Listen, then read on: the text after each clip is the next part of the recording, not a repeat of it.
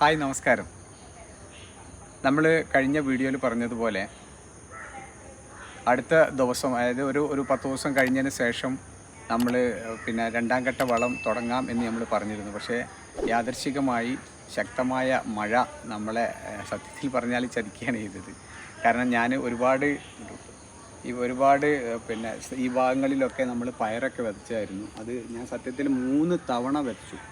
3 തവണ വെച്ചപ്പോഴും വെള്ളം നിന്നിട്ട് മൊത്തം ചീഞ്ഞു പോവുകയും ചെയ്തു. മാത്രമല്ല എൻ്റെ ഈ ഇവിടെ ഉണ്ടായിരുന്ന കുരുമുളക് വള്ളി പോലും ഇത് നശിച്ചുപോയി. കണ്ടോ, ഇത് പോയി. കാരണം വെള്ളം നിന്നിട്ട് പോയതാണ്.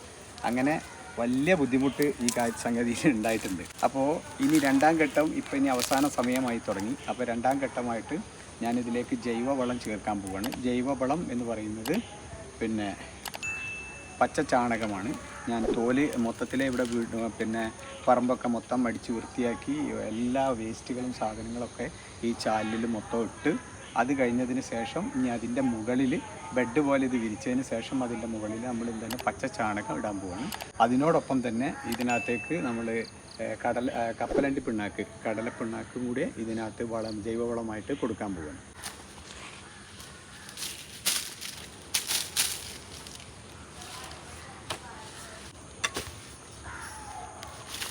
അപ്പോൾ ഞാനിപ്പോൾ ഒരു ചാക്ക് പച്ചച്ചാണകമാണ് നമ്മളിപ്പോൾ ഈ ചാലിൽ ഇട്ട് കഴിഞ്ഞത്. ഇനി അതിനോടൊപ്പം തന്നെ നമ്മൾ ഇടാൻ പോകുന്നത് കപ്പലണ്ടി പിണ്ണാക്കാണ്. അറിയാലോ നിങ്ങൾക്ക്, ഇതാ കപ്പലണ്ടി പിണ്ണാക്ക്, ചില്ലി എന്ന് പറയുന്ന കപ്പലണ്ടി പിണ്ണാക്കാണ് നമ്മളിനി ഇടാൻ പോകുന്നത് കേട്ടോ. അപ്പോൾ ഇപ്പോൾ നമ്മൾ ഈ ചാലിനകത്ത് ഒരു ചാക്ക് പച്ചച്ചാണകമാണ് ഇട്ടത്.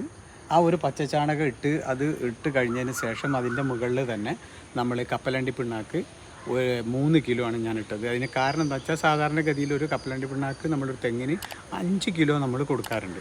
പക്ഷേ അത് കൊടുക്കാത്തതിൻ്റെ കാരണം എന്താണെന്ന് വെച്ചാൽ ഞാനിപ്പോൾ ഇതിൽ പച്ചച്ചാണകം ഇട്ട് നമുക്ക് എല്ലാവർക്കും അറിയുന്ന പോലെ നൈട്രജൻ്റെ കണ്ടൻറ്റാണ് കൂടുതലുണ്ടാവുക. അതേപോലെ തന്നെ നമ്മൾ കപ്പലണ്ടി പിണ്ണാക്ക് തെങ്ങ് നന്നാവാൻ വേണ്ടി നമ്മൾ സാധാരണയായിട്ട് ഉപയോഗിക്കുന്നതാണ്. അപ്പോൾ അത് 3 കിലോ ആക്കിയിട്ട് കുറയ്ക്കുകയാണ് ചെയ്തത്. അപ്പോൾ അത് 3 കിലോവും ഇത് ഒരു ചാക്കും അങ്ങനെ ഇട്ടിട്ടാണ് ഇന്ന് വെച്ചത്. ഇനിയിപ്പോൾ ഇതിൻ്റെ മേളിൽ ഞാനിനി ചെയ്യാൻ പോകുന്നത് വെച്ചാൽ വീണ്ടും ഒരു ബെഡ്, അഥവാ നമ്മൾ ഈ ശീമക്കൊന്ന അങ്ങനത്തെ എന്തെങ്കിലും സാധനങ്ങൾ വേസ്റ്റ് വീണ്ടും നമ്മൾ എന്ത് ചെയ്യാണ്, മൊത്തത്തിലേ ഒന്നാണ്ട് ഇടാൻ പോവുകയാണ്.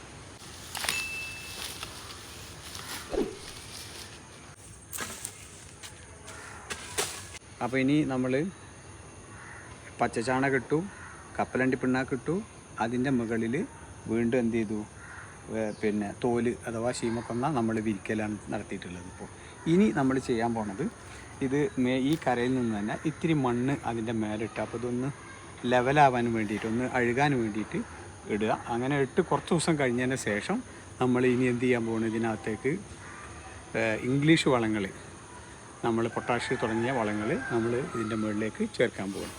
അപ്പോൾ ഇനി നമ്മൾ ഇതിൻ്റെ മുകളിലേക്ക് ഇത്തിരി മണ്ണ് കൂടി ഇടാൻ പോകുന്നു. കാരണം അതൊന്ന് അഴുകാൻ വേണ്ടിയിട്ടുള്ള കാര്യത്തിന് വേണ്ടിയിട്ട്.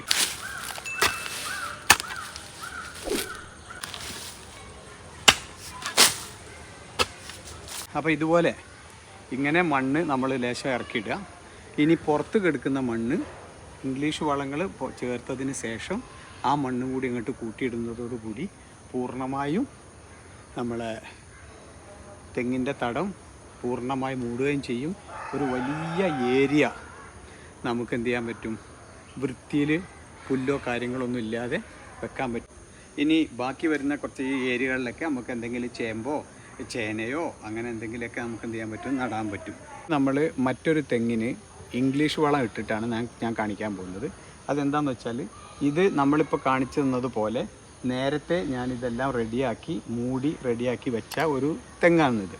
അപ്പോൾ ഇതിൽ ഒരു 10, 15, 20 ദിവസത്തോളമായിട്ടുണ്ട് ഏകദേശം ഇതിൻ്റെ പണി കഴിഞ്ഞിട്ട്. അപ്പോൾ ഇനി ഇതിൻ്റെ മുകളിൽ ഞാൻ എന്ത് ചെയ്യാൻ പോകുന്നത്, ഈ ഇംഗ്ലീഷ് വളങ്ങൾ ഇപ്പോൾ ആദ്യമായിട്ട് ഞാൻ ചെയ്യാൻ പോകുന്നത് പൊട്ടാഷാണ്. പൊട്ടാഷ് 1.5 കിലോ ആണ് ഞാൻ ഇതിനകത്ത് ചുറ്റിട്ട് കൊടുക്കുന്നത്.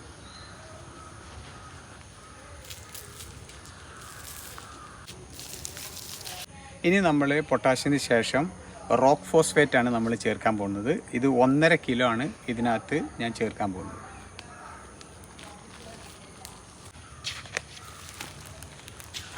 ഞാൻ അടുത്തത് മഗ്നീഷ്യമാണ്.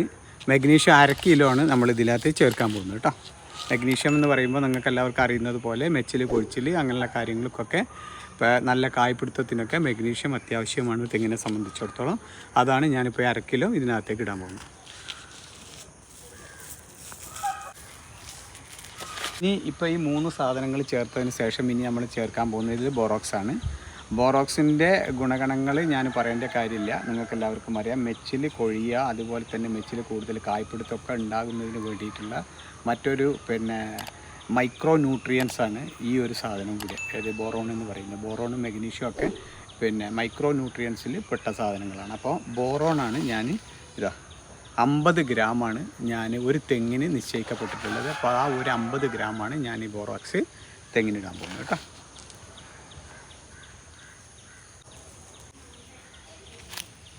ഇനി നമ്മൾ ഇതിനകത്തേക്ക് ഇടാൻ പോകുന്നത്, എൻ്റെ കൈവശം കുറച്ച് കൂടുതൽ സാധനങ്ങൾ സ്റ്റോക്ക് ഉള്ളത് കൊണ്ട് തന്നെ ഞാൻ 18, 9, 18 ആണ് ചേർക്കുന്നത്. അത് 1.5 കിലോ മുതൽ 2 കിലോ വരെയൊക്കെ ചേർക്കുന്നുണ്ട്. അപ്പോൾ എന്തായിരുന്നാലും ഞാനിതിനകത്ത് പൊട്ടാഷ് ഇട്ടത് കൊണ്ട്, ഇതിനകത്ത് പൊട്ടാഷ് നിലയ്ക്കുന്നത് കൊണ്ടും ഞാനത് 1 കിലോ ആക്കിയിട്ട് മാറ്റിയിട്ടുണ്ട്. അങ്ങനെ 1 കിലോ ആണ് 18, 9, 18. സാധാരണ എല്ലാവരും കടയിൽ പോയി പറഞ്ഞാൽ 18, 18 എന്നാണ് പറയില്ല, അതന്നെയാണ് ഈ സാധനം. പക്ഷേ 18, 9, 18 ആണ് കേട്ടോ.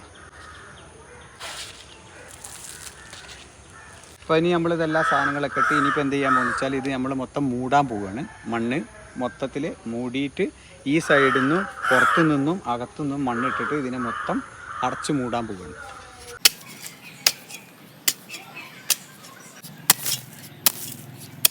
ഇതേ തരത്തിലാണ് നമ്മൾ എന്ത് ചെയ്തിട്ടുള്ളത്, ഞാനിപ്പോൾ ഇട്ടിട്ടുള്ളത്. 2 ഭാഗത്തു നിന്നും മണ്ണ് കൂട്ടി ഇത് മൊത്തത്തിൽ നമ്മൾ മൂടിക്കഴിഞ്ഞു. നിങ്ങൾക്ക് തന്നെ കണ്ടാൽ മനസ്സിലാവും. ഒരു സാധാരണ ഒരു തെങ്ങ് നമ്മൾ തുറന്നാൽ, സാധാരണ നമ്മൾ തുറക്കുന്നത് പോലെ നമ്മൾ തുറന്നാൽ അത് ഏതുപോലെ,